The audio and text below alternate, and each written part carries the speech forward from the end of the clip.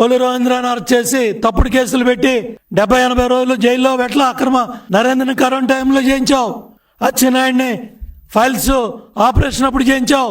ఇవాళ సంకల్ప సిద్ధి ఎన్ని కోట్ల కుంభకోణం అది కూడా బయటికి రావాలా? అరే పుచ్చలపల్లి సుందరయ్య గారిని ప్రాతినిధ్యం వహించిన నియోజకవర్గం గన్నవరం.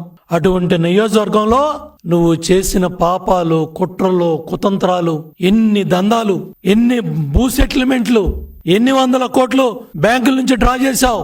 హైదరాబాద్ లో అవచ్చు, ఇక్కడ అవచ్చు, 2 రాష్ట్రాలని భూ దందాలు ఎన్ని, ఇవన్నీ కూడా బయటికి రావాలా? ఈ దోపిడీ కార్యక్రమాలన్నీ బయటికి రావాలా?